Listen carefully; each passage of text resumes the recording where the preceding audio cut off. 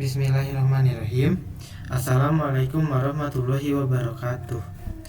Izin memperkenalkan diri, nama saya Alwan Firdaus dengan NIM 12270500017. Pada video kali ini saya akan membahas mengenai salah satu website, yaitu playground.tensorflow.org.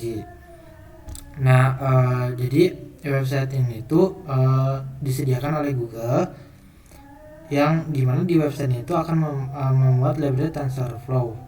Nah, jadi TensorFlow sendiri ya di sini bakal digunain untuk ngetrain data model yang dengan skala yang cukup besar.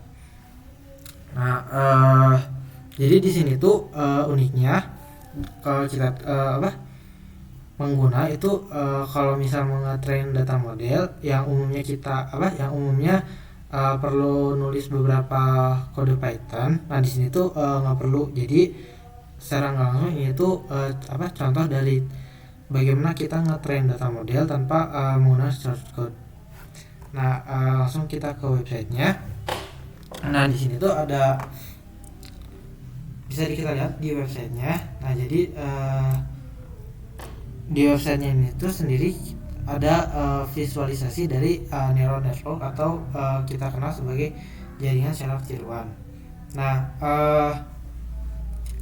di sini dari di awalnya kita bisa dilihat ya, di neural network itu ada input. Ini input tuh di layer paling pertama.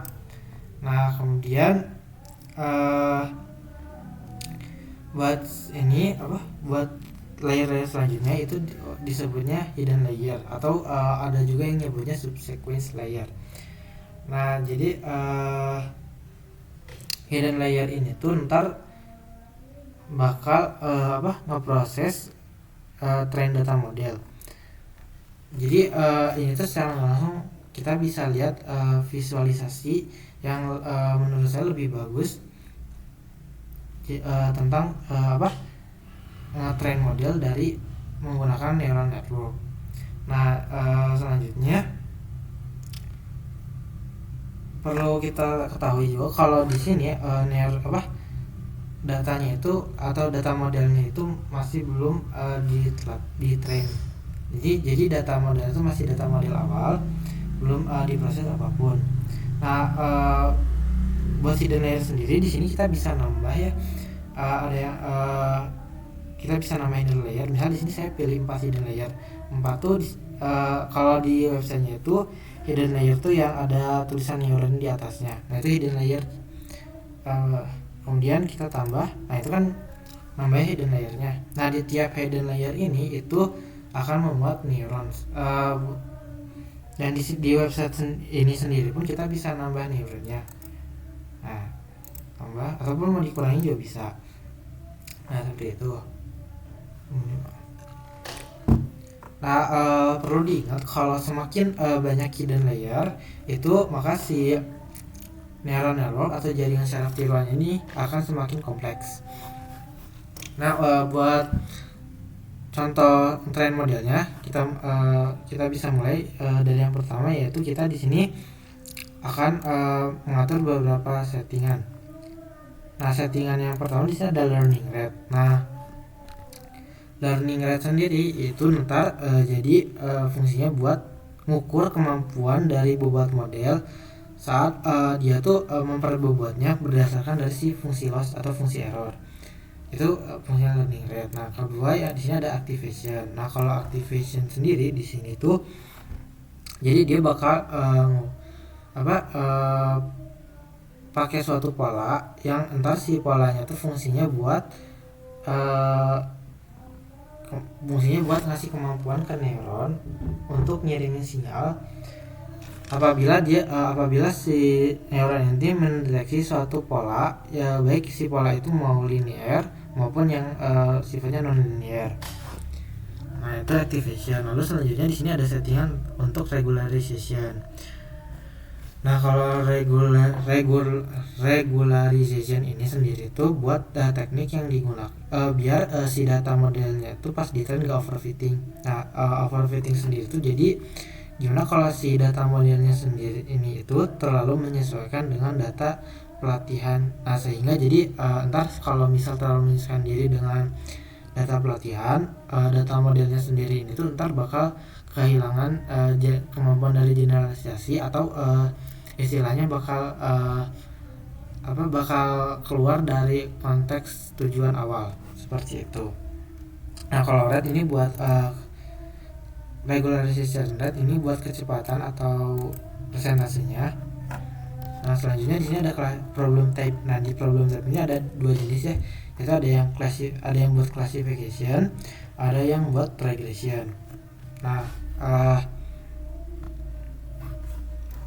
bisa kita mulai ya. Nah contohnya kita di sini play. Nah kalau pas kita nge-play data ini, otomatis ntar si modelnya bakal di train seperti itu. Bisa kita lihat ya. Nah kita train data modelnya. Nah ntar otomatis di sini di website di sini tuh ada di area biru sama oranye. Nah jadi pas kita train data modelnya ini atau pas di running lah, di sini ada area oranye dan biru, itu artinya data modelnya sudah di train atau dilatih. Nah ini gambaran performanya dibuat dari neural networknya. Nah bisa kita lihat ya. Nah kemudian jadi artinya ntar dari oranye ini ada area biru dan area oranye. Nah itu tuh masing-masing area itu mempresentasikan satu kelas seperti itu. Nah kemudian di sini datasetnya kita post dulu ya. Nah datasetnya ada banyak ya, ada yang circle, di sini kemudian ada yang exclusive OR, Gaussian, sama yang terakhir yaitu yang spiral. Nah di sini juga di bawahnya itu ada mengenai tentang ratio of training, test data, noise, dan batch size. Nah di sini tuh kita bakal yang pertama ada ratio of training, test data. Nah jadi ntar tuh di sini buat ngukur jumlah sampel yang ntar tuh bakal dijadiin data model seperti itu. Misal di sini kan 50%. Nah itu menunjukkan bahwa data yang digunakan sebagai model untuk training itu sebanyak 50% dari jumlah keseluruhan data. Nah ini datanya persentasenya bisa kita rubah 60%, 70%, itu bisa dirubah.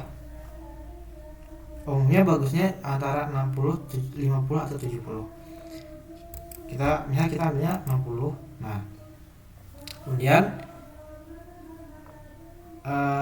di noise. Nah di noise sendiri itu tuh ntar noise sendiri jadi dia tuh secara garis besarnya tuh kalau misal nilai noise-nya tuh makin besar, ntar si data klasifikasi si hasil dari ini tuh bakal lebih sulit muncul atau bahkan bisa nggak muncul. Nah bisa kita setting, misal di sini kan noise-nya 0. Nah misal kita perbesar noise-nya di sini 40. Nah itu tuh ntar jadi pola linearnya tuh bisa nggak ketangkap sama activation seperti itu. Nah kemudian batch size. Nah kalau batch size sendiri itu jadi fungsinya buat mengatur jumlah sampel data yang diproses model sebelum ntar si datanya tuh diperbarui bobotnya berdasarkan satu langkah pelatihan. Nah jadi ntar tuh kan pas pelatihan tuh data tuh bakal dilatih secara berulang-ulang. Nah ntar si performanya itu bakal tampil di epoch. Nah jadi si epochnya sendiri itu jadi jadi buat mengukur kemampuan model buat memperbarui data pelatihan dalam satu kali iterasi. Jadi maksudnya secara garis besarnya itu bisa kita bilang kalau epoch itu mengukur performa dari satu kali iterasi perubahan bobot data model terhadap data pelatihan seperti itu. Nah bisa kita running lagi ya. Nah maaf sebentar, kita pause. Nah misal tadi kan sebelumnya saya sudah pernah bahas kalau misal noise-nya besar itu ntar klasifikasinya bakal lebih sulit gitu. Nah misal di sini kita yang linear ya. Nah ini umumnya kalau noise-nya besar itu ntar dia nggak si neural network itu nggak bakal bisa ngirimin nangkep deteksi namanya ya, bakal ngirimin suatu sinyal yang sifatnya tuh linear. Di sini kan kita pilihnya linear. Nah ntar kalau misalnya noise-nya besar itu, nah kita bisa lihat. Nah di sini kan kalau tadi kan awalnya ada warna oranye sama biru. Nah sedangkan di sini oranye doang, nggak ada area yang warna biru. Nah itu artinya data ini tuh pas semakin noise-nya semakin besar, artinya juga entar hasil dari klasifikasinya juga otomatis semakin kecil gitu. Atau bahkan kalau di sini sendiri itu dia nggak muncul seperti itu. Nah itu yang tadi. Nah tapi kalau kita perkecil lagi bisa. Nah itu kan ntar tipis ya. Ayo deh. Mas sedikit. Nah, ini sebenarnya nggak muncul juga, cuman better lah, warna birunya kan masih kelihatannya even tipis. Tapi di sini nunjukin kalau misal noise itu bakal mempengaruhi juga dari kinerja neural network gitu. Terutama di sini kan kita pakainya di klasifikasi seperti itu.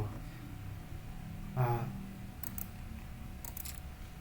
ini banyaknya aktivitasnya bisa kita pilih yang mana aja tuh. Yang value yang kalau yang bagusnya kan di sini performanya bagus tuh di nonlinear.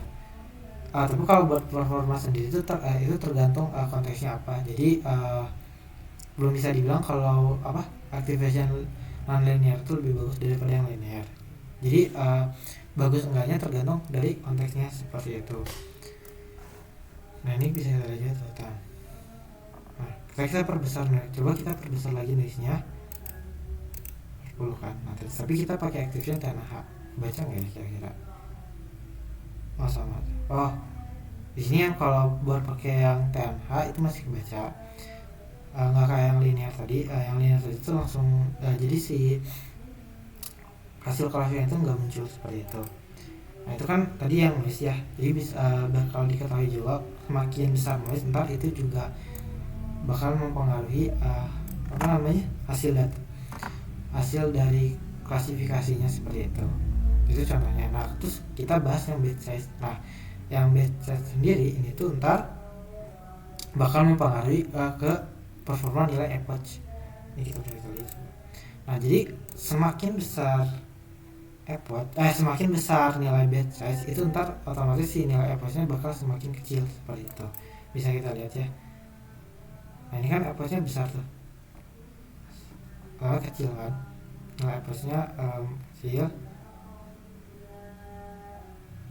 Nah tapi kalau kita coba kita perkecil lagi 8. Nah ini otomatis performa average-nya lebih bagus, lebih cepat, dan di sini juga hasilnya itu bisa lebih better atau lebih baik seperti itu. Bentar.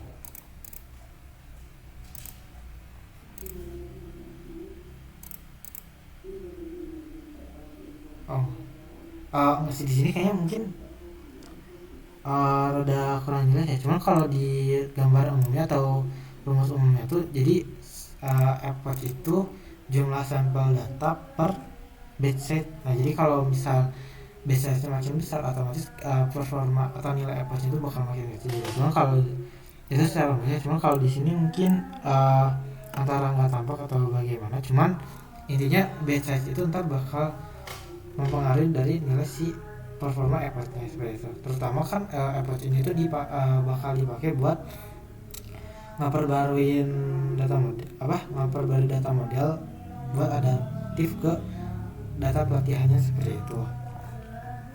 Nah jadi kurang lebih seperti itu. Jadi kita lihat, maaf kita sebarang. Nah kurang lebih Sekian penjelasan saya mengenai tentang website playground.tensorflow.org.